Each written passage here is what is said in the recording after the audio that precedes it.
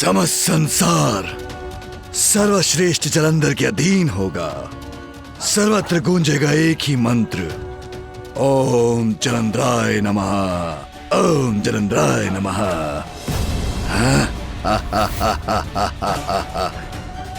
यत्र तत्र सर्वत्र मेरा ही आधिपत्य होगा अब।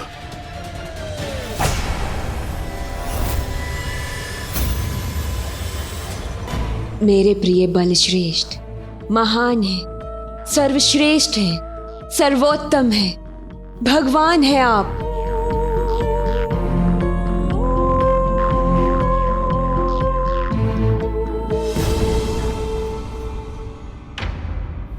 अनंत काल से समस्त ब्रह्मांड में कैलाश तो एक ही है और एक ही हो सकता है। फिर ये एक अन्य कैलाश उत्पन्न करने का इतना बड़ा दुस्साहस किसने किया? कौन है जिसे अपने अंत की भी चिंता नहीं? अंत नहीं भैया, ये तो आरंभ है उस विपदा का जिसकी चेतावनी फूफा जी ब्रह्मदेव और ऋषि अगस्त्य ने दी थी।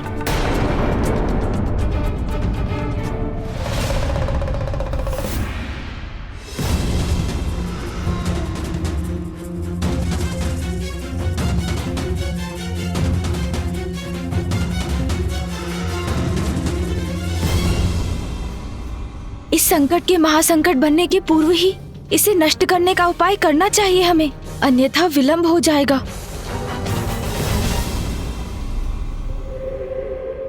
बधाई हो मेरे प्रिय बलश्रेष्ठ। वृंदा,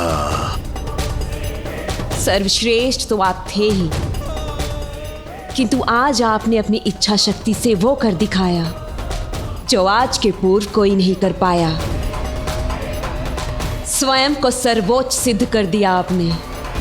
देवों के देव महादेव के पद पर स्थापित हो गए हैं आप, और मैं देवी शक्ति। नवीन भगवान जलंधर हूं मैं। समस्त संसार एक ही मंत्र जपेगा, ओम जलंधराय नमः, ओम जलंधराय नमः। अवश्य प्रभु, ऐसा ही होगा। हाँ वृंदा, यहाँ से आरंभ होगा नवीन ईश्वर का साम्राज्य।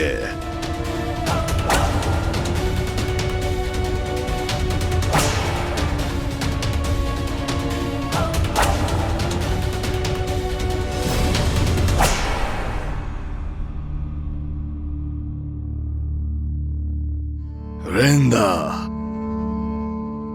यह है देवों के देव महादेव का कैलाश। इतना तुच्छ, इतना साधारण, स्वयं को ईश्वर कहता है। बताओ कहाँ रहता है? एक दलित भिक्षु के समान है। शिव का आसन होगा शिला का, किंतु मैं सर्वश्रेष्ठ जलंधर इस तुच्छ शिला पर कदापि नहीं स्थित होऊंगा। श्रेष्ठतम सिंहासन होगा मेरा आसन, और जिसे अभी अपनी शक्ति से प्रस्तुत करूंगा मैं।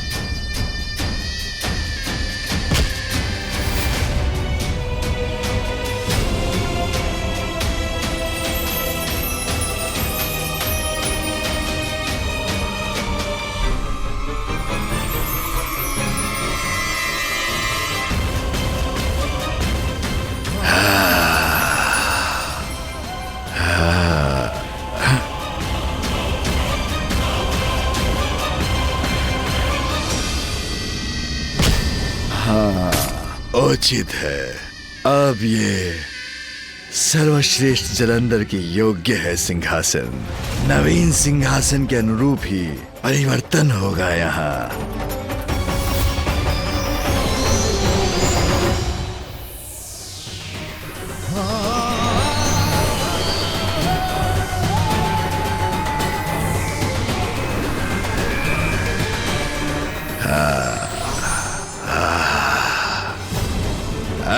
अब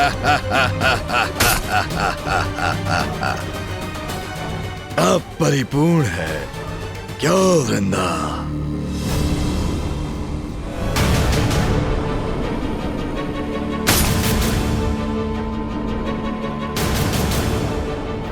हैं?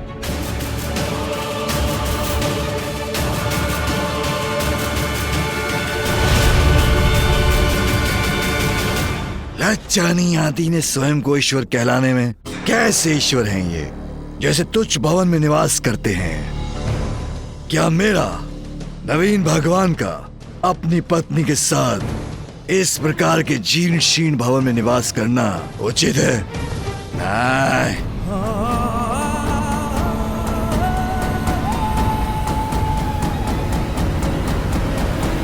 सर्वथा अनुचित है ये। नवीन भगवान सर्वश्रेष्ठ जलंधर की पत्नी हूं मैं, स्वयं देवी हूं, और मेरा इस साधारण से भवन में प्रवेश करना भी मुझे शोभा नहीं देता। मैं इसमें कदापि नहीं रहूंगी। अवश्य मेरी प्रिय वृंदा, सत्य कहती हो तुम। सर्वश्रेष्ठ भगवान जलंधर अत्यंत भव्य और विशाल भवन का निर्माण करेगा तुम्हारे लिए। शिव की पत्नी रहती होगी ऐसे जीर्ण शीर्ण भवन में, किंतु भगवान जलंधर की पत्नी रहेगी ऐसे भवन में जो संसार के समस्त वैभव से परिपूर्ण होगा।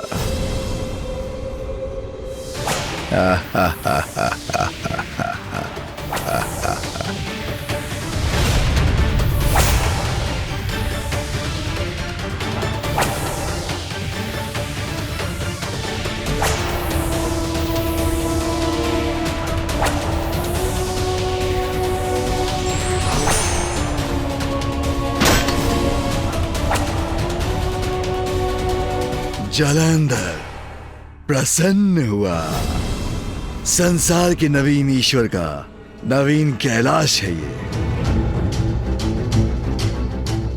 देव, गंधर्व, यक्ष, किन्नर, असुर, ब्रह्मा, विष्णु जब भी इसके निकट से जाएंगे तो यहाँ की चकाचौंध उन्हें विवश कर देगी मेरे समक्ष अपना शीश झुकाने के लिए। वैसे भी भगवान का निवास तो भक्तों का मंदिर होता है। मेरे कैलाश की चमक दमक सभी को स्मरण कराएगी कि ये भगवान जलंधर का निवास है। अब यही एकमात्र मंदिर है उनका।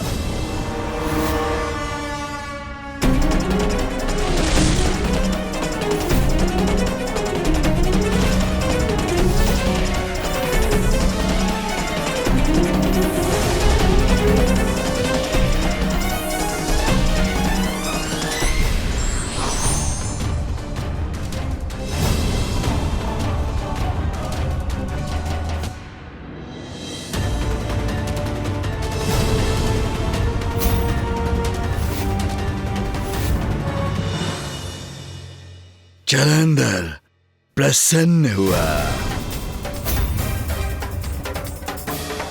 ये भगवान तो साधारण कंद मूल और फलादि का आहार करते होंगे, किंतु सर्वश्रेष्ठ भगवान जलंधर इस जलाशय में विचरण करने वाली स्वादिष्ट मीन को अपना भोजन बनाएगा।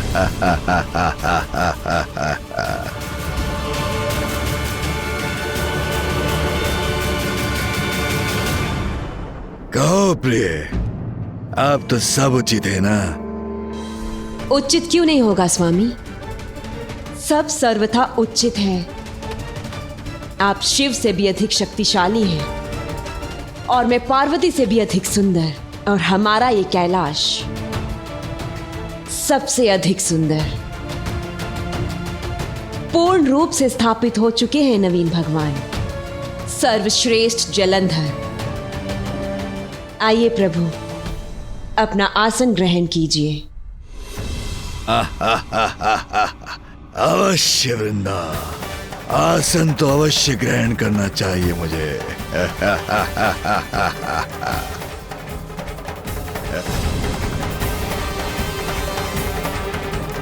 आह!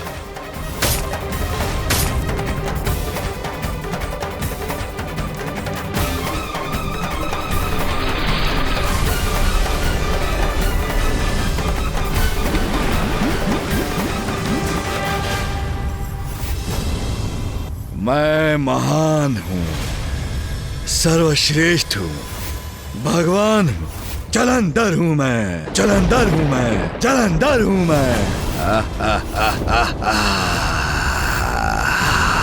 भगवान जलंधर की जय हो, भगवान जलंधर की जय हो, भगवान जलंधर की जय हो। प्रिय, एक कार्य और शेष है। मेरे नाम की जय जयकार सर्वत्र गूंजना शेष है। ओम जलंधराय नमः, ओम जलंधराय नमः, ओम जलंधराय नमः। प्रिय, इसके लिए तो मुझे सभी लोगों की यात्रा करनी चाहिए, देवताओं को भी अपना परिचय देना चाहिए। नहीं मेरे प्रिय बलश्रेष्ठ, ऐसा करना आपको शोभा नहीं देता। क्या शिव स्वयं अन्य लोगों की यात्रा कर सभी को अपना परिचय देते हैं? देवताओं को स्वयं आना होगा यहां।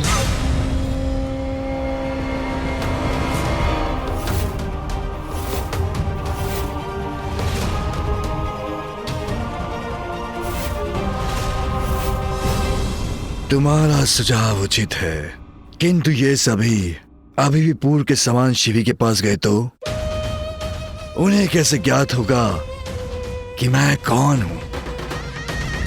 ये कौन बताएगा उन्हें? ज्ञात होगा उन्हें प्रभु, अवश्य होगा, मेरा विश्वास कीजिए। अभी तो वो आपके इस नवीन कौतुक पर विचार कर रहे होंगे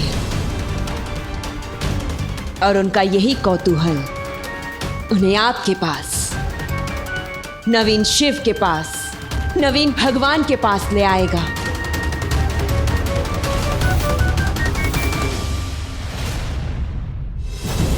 अपने कौतुक से कौतूहल तो अवश्य उत्पन्न किया है मैंने। नवीन भगवान जो स्थापित हुआ हूं मैं। मेरे प्रिय बलश्रेष्ठ के समक्ष नतमस्तक होने देवताओं को आना ही होगा यहाँ।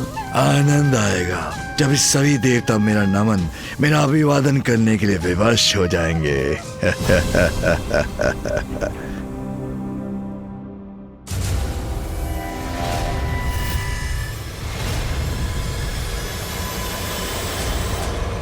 कैलाश का ये प्रतिरूप बाहर से तो उसके समान ही है, किंतु भीतर ऐसी भड़कीली चमक, आश्चर्य है।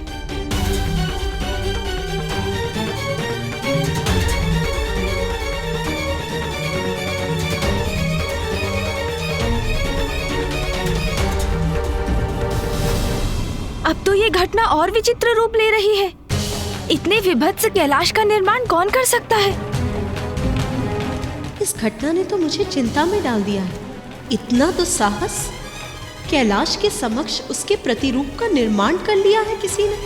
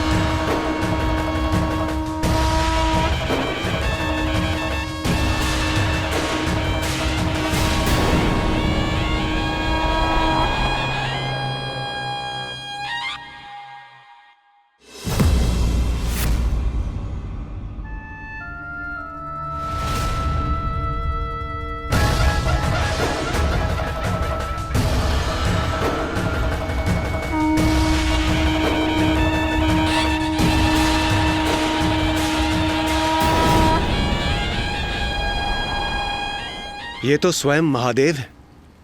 हाँ इंद्रदेव, हमें उनके समक्ष जाना चाहिए।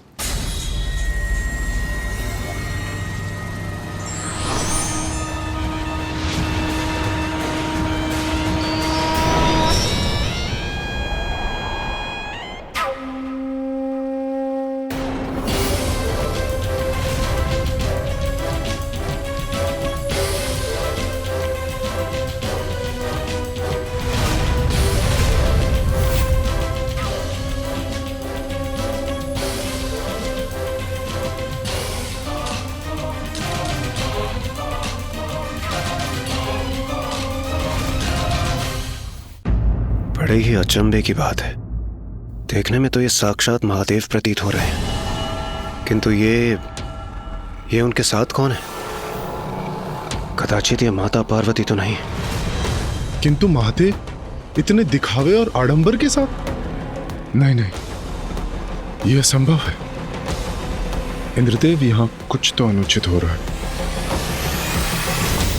हाँ देवराज, महादेव की सरलता तो विख्यात है। मृत पशु चर्म जिनके वस्त्र हैं, जो अपनी देह पर भस्म धारण करते हैं,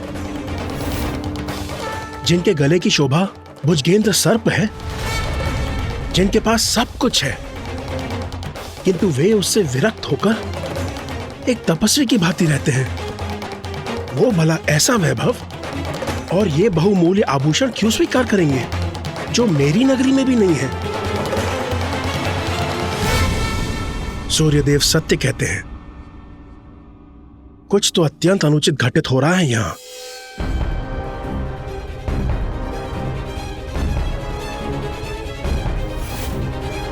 यह विषय तो मेरी भी समझ से परे है। महादेव एक नवीन कैलाश की रचना क्यों करेंगे? हाँ, और कुबेर देव भी उचित कह रहे थे। महादेव की सरलता के विपरीत है यह आडंबर। अर्थात निश्चित रूप से ये महादेव नहीं है। देवगण, हमें प्रस्थान करना चाहिए। देवताओं, अपने भगवान के दर्शन किए बिना कहां जा रहे हो तुम?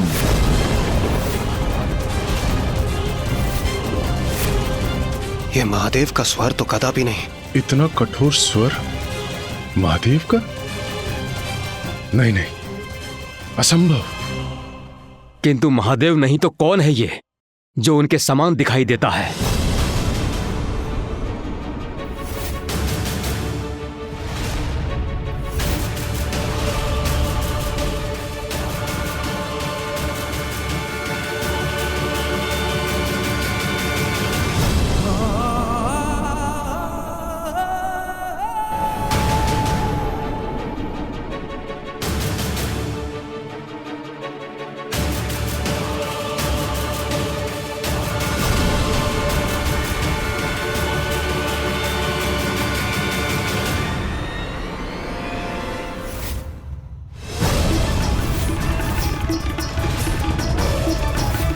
इतना भयानक कौन है ये, और स्वयं को भगवान पुकारने का दुस्साहस कैसे कर रहा है? और ये हमें आशीर्वाद क्यों दे रहा है? मैं हूं जलंधर, तुम सबका वास्तविक भगवान। तुम सबका वास्तविक भगवान। तुम सबका वास्तविक भगवान।